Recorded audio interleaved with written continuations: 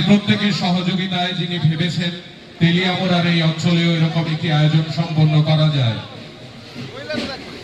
আজকের এই প্রদীপ প্রজ্বলনের মাধ্যমে এই গোটা আয়োজনের শুভ সূচনা করছেন।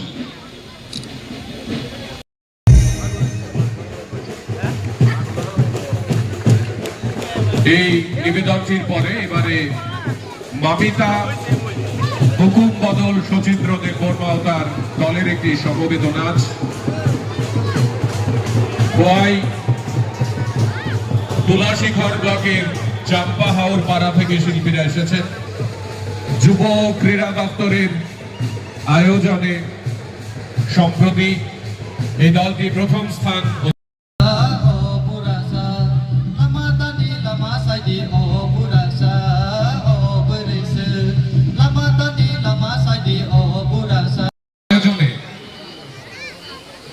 রাজ্যের তথ্য সংস্কৃতি দপ্তর নিবিড়ভাবে সহযোগিতার হাত বাড়িয়ে দিয়েছে।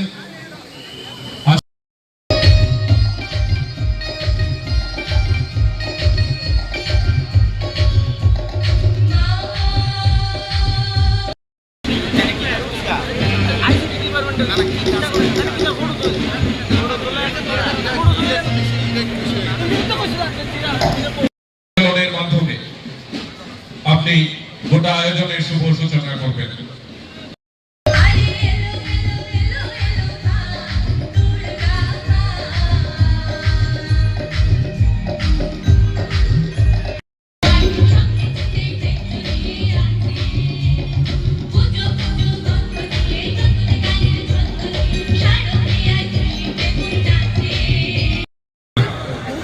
আরক্ষা দপ্তরের আধিকারিক কর্মীদের কাছে বিনীতভাবে অনুরোধ করবো, আপনারা দয়া করে মঞ্চের সামনে যারা রয়েছেন তাদেরকে একেবারে রাস্তার ওপাশে নিয়ে যান। যেখানে বিকেল থেকেই সাধারণ নাগরিকেরা এসে ভিড় করেছেন সেই জায়গাটাতে আপনারা থাকুন। আপনাদের পেছনে অনেকে রয়েছে, তারাও এই অনুষ্ঠান দেখবে। সকলকে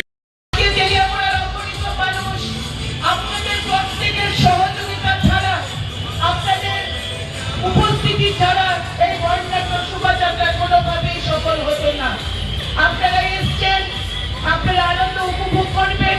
শুধুমাত্র অনুরোধ থাকবে প্রশাসনিক নিয়ম আপনারা একটুখানি মেনে এই বর্ণাঢ্য শোভাযাত্রাকে সামনের দিকে এগিয়ে যেতে আমাদের সাহায্য করবেন। এটা আমাদের দীর্ঘদিনের স্বপ্ন ছিল যে তেলিয়ামুড়ায় আগরতলা শহরের মতো আমরা একটি এরকম শোভাযাত্রার মাধ্যমে মায়ের গমনকে একটা ঐতিহাসিক রূপ দেব।